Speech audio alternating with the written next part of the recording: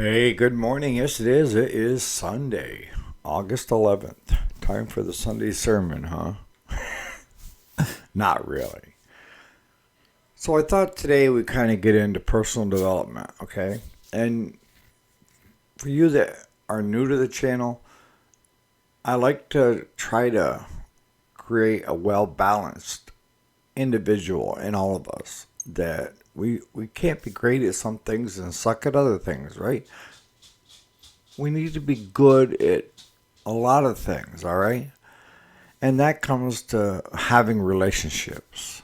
And with relationships, you get at times jealousy, insecurities. How do we deal with that? Stay tuned.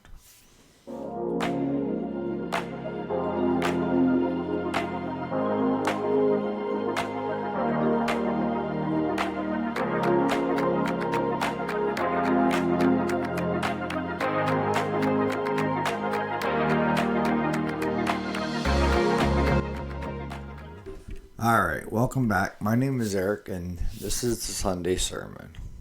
No, today is Sunday, August 11th. We do the weekday show Monday through Friday. It's available on podcasts for your listening pleasure if you're cooped up in a vehicle, traveling back from a long weekend or something. But today we're going to talk about when is it right and when is it not right to come into a relationship.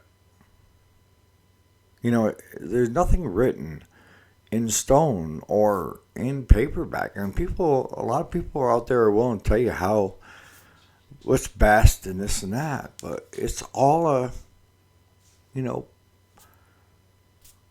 potluck. Like the bingo, you pick out the right number, and it might be you, right? But there are ways to minimize that in a relationship.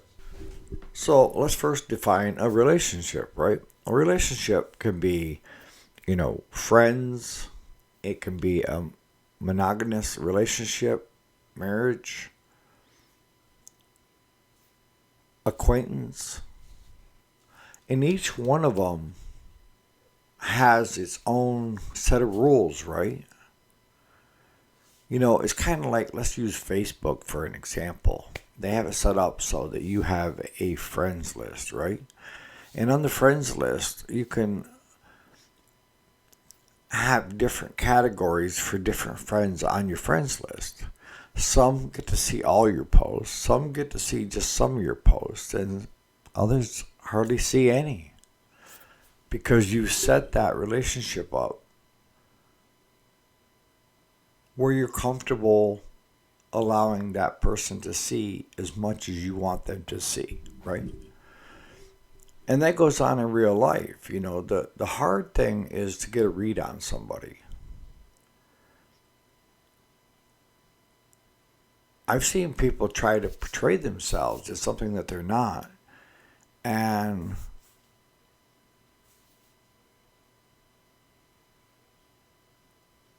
in real, somebody that's a goody two shoes. And then you get into a relationship with them and find out they're a royal bitch. Like that. Well, are they acting like that because they were acting as a goody two shoes? Or is it the relationship that you and her has developed into the lowest of lowest common denominators, right? But let's first talk about us as individuals, how we need to grow. Okay, so it doesn't matter how old you are, you have baggage. And what I call baggage is any crap that you have that you can't let go of, that you keep bringing to the next relationship, right? And it could be a divorce. Could be a boyfriend, girlfriend, you break up. And you still haven't got quite over it yet. and you keep all those feelings to the forefront, and that keeps you from going out and trying again because all your baggage. Now, some baggage is good because, you know, as I've said numerous times on this channel, with time we get experience, okay? Some's going to be really good and some is not going to be very good. But from that experience and dealing with it, we gain wisdom.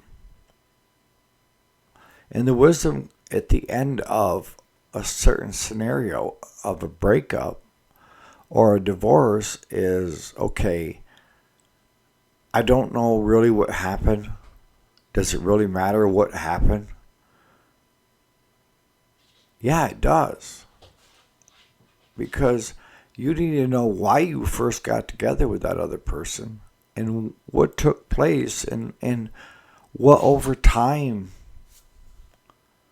caused the breakup. Because if you don't, it's going to happen again.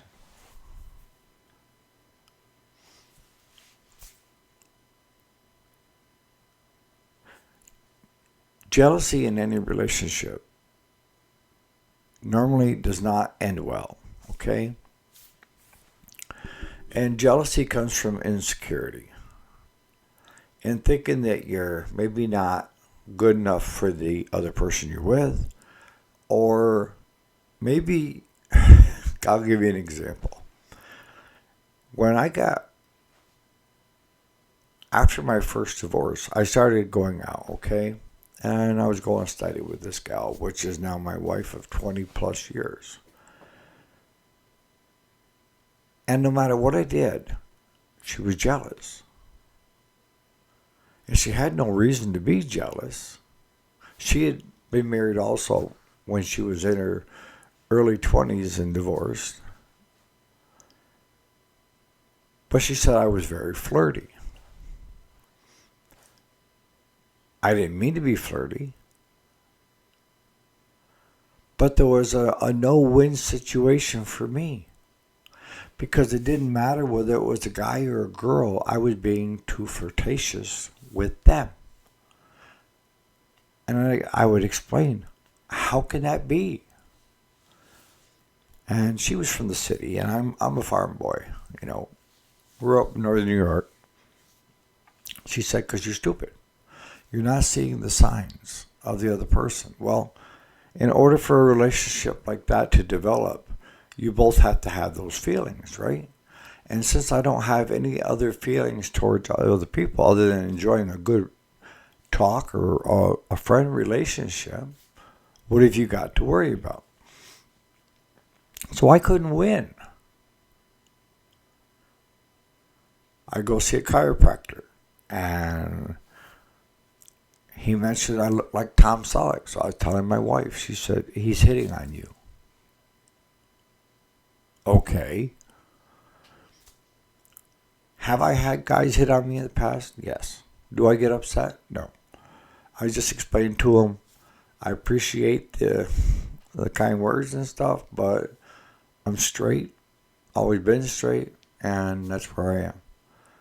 You know, I still want to be friends. And I have a lot of gay friends, but that's where it ends. But I see a lot of times women, if they don't feel like they're getting the attention from their better half, sometimes better half, they become flirtatious with other guys in the bar, let's say. And they love it when their man spots it and says something. Because then they know that, yeah, he's watching me and he still cares about me. That's not a good way to care about somebody. Because in any relationship, there has to be a level of trust, right? If you don't have trust, you don't have a relationship. Isn't that pretty straightforward?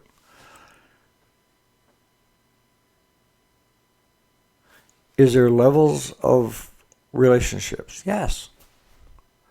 Is there levels of relationships within friendships? Absolutely. Right from your best friend to someone you see at the office to someone that you met while you were out that your other friends know that you never knew. They're all three at different levels. And each level, you're going to react differently, right? Because if it's your best friend, you've already got the trust. If it's coworker, you're probably somewhat trusting, but if you see things in the office that person did that you didn't agree with, maybe the trust level wouldn't be there that you'd be willing to pour your heart out to, right? And you sure wouldn't tell all to the one that is one of your friends' friends. That's why at my age, I just give advice, all right? When someone asks me for advice, when it comes to a relationship, what I try to tell them is you need to first break free of the prior relationship before you can go on to the next, okay? And the other thing that I suggest is that you sit down with that partner and be honest with each other. See, a lot of times what happens with relationships is it's like this fight back and forth. And it's like women especially, and this is no ding on women, but women have got better knowledge than men. They're smarter. And they can reach back from the beginning of the relationship and pull up stuff, stupid stuff that you did that, and bring that into the fight. And you start off with a little bit of a disagreement, but now each one of you is going back and it's like pulling all this other crap into the fight. And you've lost what the reason was that you had the disagreement in the first place. And now you've made it insurmountable to the point of where you want to break up. I think I'm ready to leave this relationship. This is not good for me. And it could all start over by taking out the garbage. If you've been in a relationship, guys, I know you've had to deal with this. I learned early on, the best way to stop an argument? Just say you're right. Even if they're wrong, you're right. How can they fight you if you tell them that they're right? That may stop the argument, but there's still a core something going on that needs to be addressed that's causing friction. And the only way you can do is you have to have the adults in the room sit down at a table and be able to speak freely and honestly. And I know some relationships, it never happens because the breakup is so intense that just the sight of the other person causes this blood curdling inside that you're ready to attack. That tells me that you're not ready to move on.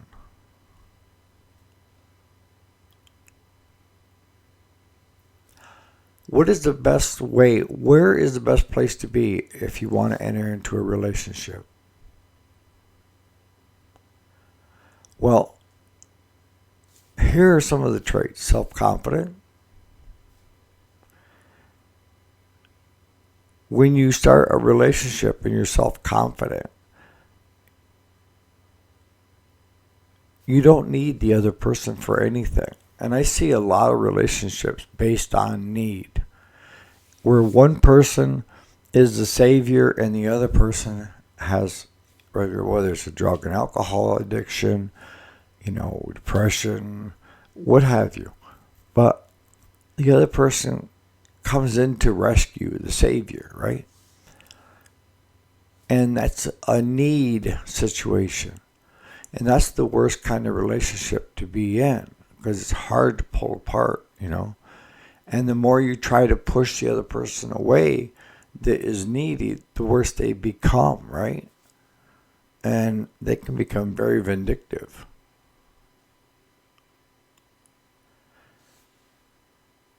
So if you want a good, solid relationship, one that's going to last the test of time, you both have to come from a position of strength, of having self-confidence in yourself, and knowing that whatever takes place, you don't need that other person in your life. You're choosing to have that person in your life. And there is a big difference. When you're young and dumb, you don't think about that. Maybe it's your first girlfriend and you're head over heels and you get married and you never had a chance to get out and do anything, and neither has she, maybe, to sample the real world. And then it all falls apart, right? Are there examples of childhood sweethearts still together? Absolutely. But what I've seen in the last 30 years are people are not getting into a marriage. They're living together. And see, the way I look at a relationship, when I see a relationship, if you care about the other person that much, why would you not marry them? If you're both coming from a position of strength.